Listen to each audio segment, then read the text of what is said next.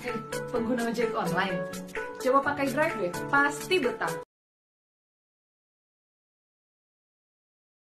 Dampak dari penggerebekan yang dilakukan oleh tim gabungan Polres Tulungagung yang kedua kalinya itu, Satpol PP telah menindak tegas dan menyegel sementara tempat kafe karaoke tersebut. Diketahui pada penggerebekan yang lalu, pemilik kafe karaoke Sumo berinisial SM59 oleh pihak Polres Tulungagung dengan dugaan menjual miras tanpa izin dan dijerat dengan UU Pangan dan UU Perdagangan yang tuntutan sekitar 2-4 tahun. Kamis tanggal 30 Maret tahun 2023 pagi. Dan setelah menjadi tersangka, SM melakukan perbuatannya yang sama lagi dan digerebek kedua kalinya oleh tim gabungan Polres Tulungagung dalam operasi pekat yang dipimpin langsung oleh Kabak Ops Alpogohan pada hari Sabtu, tanggal 8 April tahun 2023, malam. Dengan kejadian itu SM pemilik kafe Sumo bisa dikenakan pasal tambahan yaitu pasal 65 KUHP di mana seseorang yang masih menjalani proses hukum telah melakukan perbuatannya lagi secara terus-menerus atau mengulang-ulang. Kasat Reskoba Tulungagung AKP Didik Rianto, SH, MH, saat dikonfirmasi oleh beberapa awak media di ruang kerjanya mengatakan bila mana seseorang yang sudah ditetapkan tersangka, tetapi seseorang tersebut tetap mengulangi perbuatan yang sama lagi, akan ditindak secara tegas sesuai perundang-undangan yang ada. Bila seseorang yang sudah ditetapkan menjadi tersangka dan atau masih menjalani proses hukum dan ternyata seseorang tersebut terbukti melakukan perbuatan yang melawan hukum lagi secara terus-menerus atau mengulang-ulang, bisa ditambahkan pasal 65 KUHP, katanya. Rabu, tanggal 12 April tahun 2023. Didik saat disinggung terkait pemilik tempat hiburan kafe karaoke Sumo yang sudah dijadikan tersangka dan terbukti juga mengulangi perbuatannya lagi itu mengatakan untuk pemilik kafe Sumo sebenarnya untuk berkas tahap pertama, sejak hari Senin kemarin sudah dikirimkan ke kejaksaan. Setelah nanti sudah berjalan itu kita limpahkan. Dalam kurun selama proses itu, seperti yang ditanyakan, kok yang bersangkutan dia melakukan suatu kegiatan sama. Seperti itu. Ya otomatis selama dia menjalani proses hukum dia melakukan suatu tindakan yang melanggar hukum lagi, tetap kita melakukan suatu tindakan. Itu kan? Pasti itu. Tindakan seperti apa? Ya kita melakukan tindakan kalau nanti betul-betul kita dilakukan apa betul yang dilakukan itu betul-betul dia memenuhi unsur dalam seperti kemarin. Kita melakukan suatu tindakan, suatu proses. Apa itu di tempat kami yang tadi sudah kami jelaskan, kok yang bersangkutan diduga melakukan perbuatan yang sama lagi, gitu. Nah, kita yang pertama itu melihat yaitu subjek dan lokusnya, gitu, serta perbuatannya. Jadi subjeknya itu kan Pak Sumo sendiri, lokusnya kafe Sumo tersebut, gitu. Objeknya miras lagi, gitu. Apabila seseorang sudah dalam proses atau dia melakukan seperti itu, kita melihat dari subjek, objek maupun itu, gitu. Nah, otomatis kan suatu perbuatan yang sama kan Pak ya. Kemarin kami jelaskan ke jenengan, kalau panjenengan katakanlah memiliki bukti pendukung, gitu, jenengan memiliki bukti pendukung, Pak G. Kemarin kan saya kasih kesempatan silakan disampaikan kepada penyidik kami, kepada kami, mungkin dalam hal ini jenengan bisa dijadikan apa itu sebagai saksi. Sebagai saksi mungkin mengacu pada apa itu LP yang pertama, cuma nanti di situ mohon maaf kita bisa menerapkan lagi, mungkin nanti kita sampaikan kepada JPU karena berkas perkara yang sudah naik, mungkin bisa 65 itu suatu perbuatan yang dilakukan terus menerus seperti itu guys ya. Nah, kalau panjenengan berkenan saya lebih senang yang artinya apa, atas perbuatannya yang sudah kita proses kok ternyata masih melakukan lagi, itu nanti akan kami sampaikan kepada JPU kita, ada JPU kalau nanti katakanlah petunjuknya mungkin penyidik silakan dalam apa itu resumnya atau mungkin dalam apanya itu sampulnya ya kan, itu mungkin bisa ditambah ke 65 itu kalau tidak salah artinya suatu perbuatan yang dilakukan secara terus-menerus.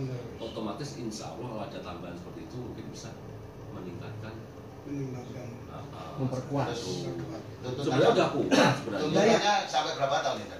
Jadi begini Pak Sinten, Saya Pak Budi. Pak Budi, Iya. jadi begini.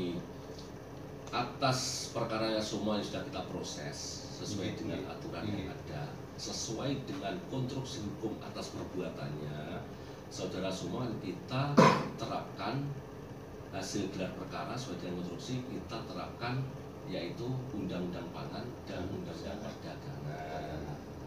Kan kemarin sudah saya jelaskan sangat gamblang, karena objek atas perbuatannya yang digunakan dalam perbuatannya itu kan miras pabrikan. Ya, misalnya ini mau nanya ya. Kalau miras itu misalnya bukan bikinan pabrikan tembakan misalnya, otomatis logo cukainya kan masuk misalnya. Itu kan termasuk juga ikut diarah kan? Kalau memang itu. Nah, kan sudah sampaikan kemarin Pak Sugeng. Kalau objeknya itu merupakan miras produksi pabrik, tentunya kita kan mesti melihat dari berbagai segala macam, ya kan, ternyata pabrik yang mengeluarkan itu yang legal, mempunyai legalitas lengkap, ya kan. Namun pada pelaku ini tidak memiliki izin edar, tidak memiliki izin penjualan, ya kan. Kalau izin edarnya miras kan SIUP MB, ya kan. Kebetulan pelaku tidak memiliki, sehingga kita ini menerapkan suatu pasal itu melalui gelar perkara Pak, sesuai dengan konstruksi hukumnya, sehingga yang patut diduga terhadap semua itu yaitu Undang-Undang Pangan dan Perdagangan.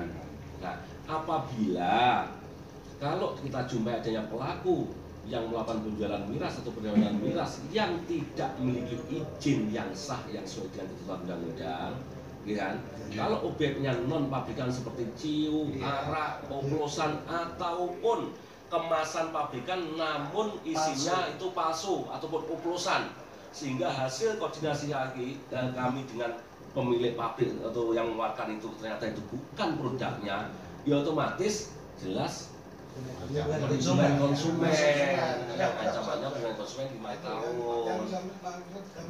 Itu Pak Sugeng. Ya, pertanyaan satu lagi Pak. Terkait KP Somo, apa itu bisa dijerat untuk pasal 65? Karena dia sudah terbukti melakukan lagi. Itu hasil operasi kemarin. Bisa Pak Asani, tapi ketentuan saya juga mohon dukungan jenengan. Siap. Dukungan yang artinya apa? Kan baket yang jenengan maksud jenengan sampaikan ke saya bahwa dia itu diduga melakukan lagi, kan dari panjenengan, yang mengetahui panjenengan. Ya mohon kesediaannya, panjenengan mungkin bisa. Mohon maaf. Kemarin itu yang mengetahui itu operasi pekat yang kedua di saat malam minggu. Itu kan juga ada buktinya. Oh yang operasi operasi kita acuannya di situ. Oh, ya nggak apa-apa. Dan makanya di situ kan sudah jelas-jelas itu KP Somo buka lagi 3 room waktu itu ditemukan BB juga. BB botolnya juga ada. Itu yang diminta oleh Pak Kabak. Ya kalau tidak salah. Ya nggak apa-apa Pak. Pasal. Makanya di situ apa bisa nanti pihak kepolisian untuk menjerat ke arah pasal 65 kan gitu maksud saya. Karena sudah 2 kali. Sudah 2 kali. Tadi sudah jelaskan suatu perbuatan yang dilakukan berulang-ulang lebih dari 1 kali, ya kan? Itu kan sudah diatur dalam pasal 65, ya kan? Ya bunyinya seperti itu tadi. Kalau mana nanti itu saudara semua nanti itu betul-betul terbukti ataupun faktanya seperti itu, ya tidak apa-apa. Nanti kami akan koordinasikan dengan JPU sehubungan berkasnya sudah kami kirim, yang artinya kami koordinasikan. Karena masih tanggung jawab kami kan Pak Sani. Yang artinya belum. Yang B21 kan. Meskipun berkas sudah kami kirim, namun belum 21, yang artinya masih tanggung jawab penyidik. Sehingga terkait dengan yang disampaikan hasil operasi kemarin dia dijumpai seperti itu lagi. Berikut yang Pak Sugeng tempo hari sampaikan dia juga masih melakukan suatu perbuatan lagi, ya kan? Ditambah operasi yang itu nanti kami sampai koordinasi dengan JPU. Kemungkinan JPU bisa memberikan suatu petunjuk agar dicantumkan 65. Nggak apa-apa nanti kita cantumkan. Itu fleksibel sekali yang gitu itu. Jadi intinya itu nanti akan ditambahkan dari pasal 65. Makanya Mas, Tambahan 65 ini kita melalui yang pertama saya harus koordinasi dengan JPU, ya kan, gelar perkara, ya kan. Kalau nanti betul-betul koordinasi petunjuknya jelas dan hasil gelar perkara jelas, ya otomatis nanti kita tambahkan. Perkara setelah dikirim oleh penyidik yaitu tahap 1, ya Pak ya? Itu selama-lamanya 14 hari, ya. Itu sudah ada loh aturan hukumnya itu. Ya benar. 14 hari. Makanya kewajiban penyidik setelah hari Senin kemarin saya kirim berkas perkara, itu penyidik proaktif menanyakan koordinasi dengan jaksa. Pak, berkas yang saya kirim itu ada kendala apa tidak? Ada kekurangan apa tidak?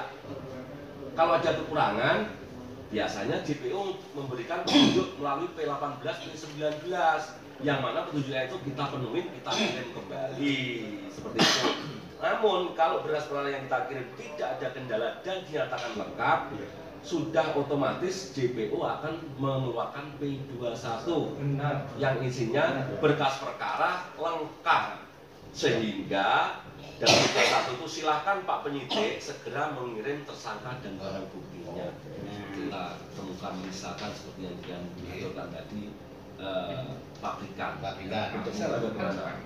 Kan yang pertama dalam pabrikan sudah ada merek ya Pak ya. Kita koordinasi dengan pihak perusahaan. Nah, sekarang kan banyak yang barcode palsu, terus cukai palsu, kan banyak sekali. Nah ini dari pihak narkoba Kasat ini Polres untuk mengantisipasi dan sekaligus teman-teman tahu bagaimana sampai kan semuanya itu kan kita laporkan toh Pak. Semua BP kita labkan. Lab itu ya. Iya. Oke. Kita labkan. Siap. Jadi Pak ya, terkait dengan miras apapun bentuk objeknya, BP-nya, itu wajib penyidik untuk mengirim lab. Oh ya siap itu maksud saya. Lab itu yang sangat akurat dan sangat betul terpercaya, sehingga hasilnya bagaimana nanti mesti tahu kita. Siap ya maksudnya gitu. Dari Tulungagung Sugeng Haria melaporkan.